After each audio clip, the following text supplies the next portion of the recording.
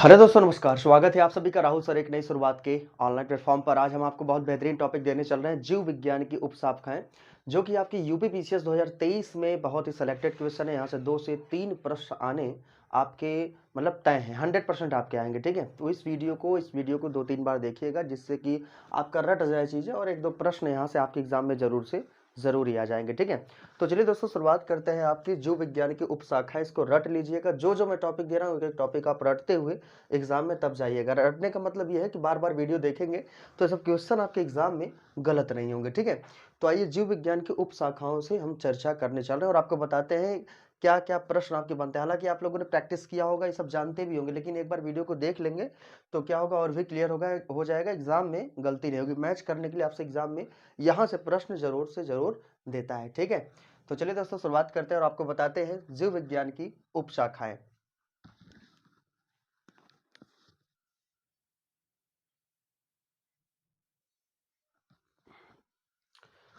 ठीक है दोस्तों, देखिए ये क्या है, जीव विज्ञान की उप शाखाओं पर हम लोग चर्चा करने चल रहे हैं। यहाँ से प्रश्न जरूर आएंगे। ठीक है, देखिए सबसे पहला आ जाता है कि आपका जंतु विज्ञान।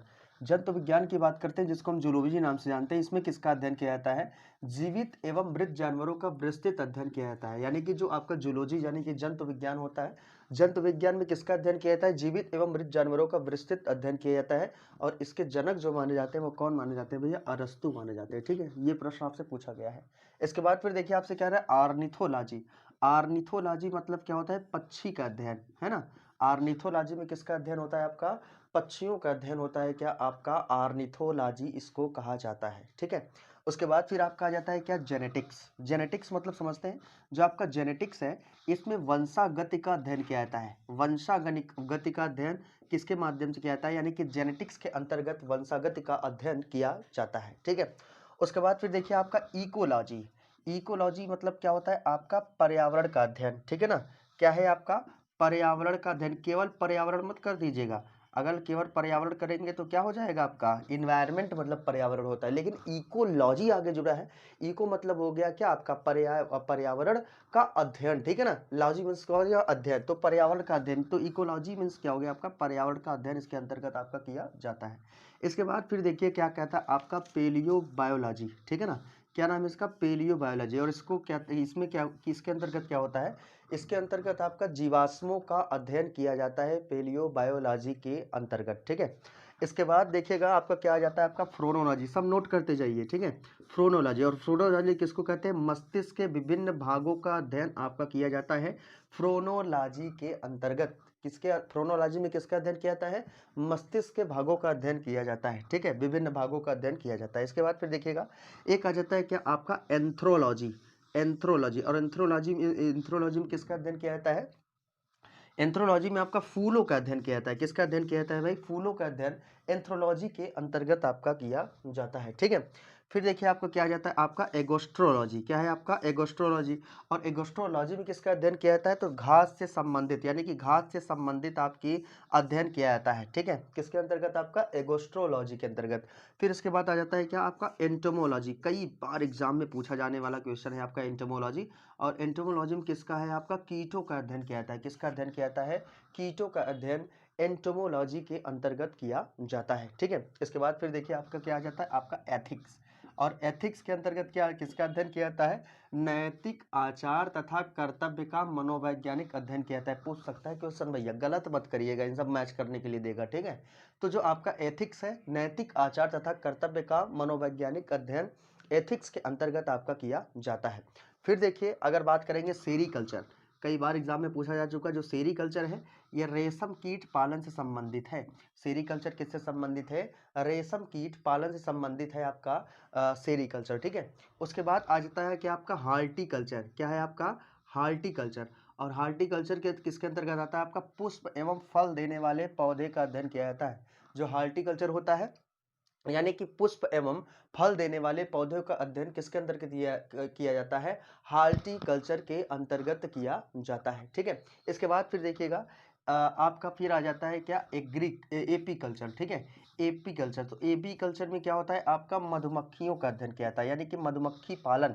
मधुमक्खी पालन किसके अंतर्गत आपका होता है? आपका एपी कल्चर के अंतर्गत आपका मधुमक्खी पालन होता है, ठीक है।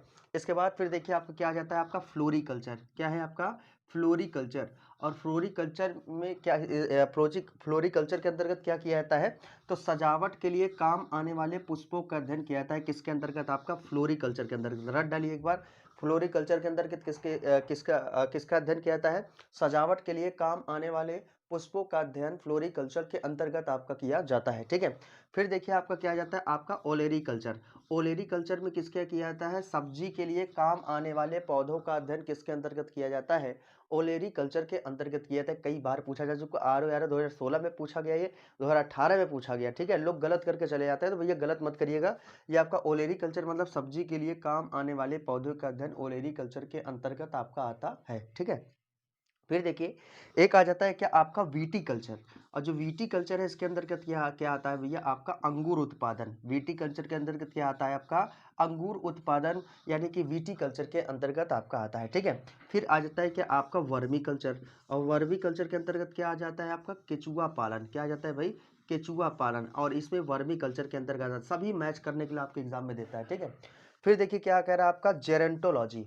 और जेरेंटोलॉजी के अंतर्गत किसका अध्ययन किया जाता है, तो वृद्ध व्यक्तियों का अध्ययन जेरेंटोलॉजी के अंतर्गत किया जाता है।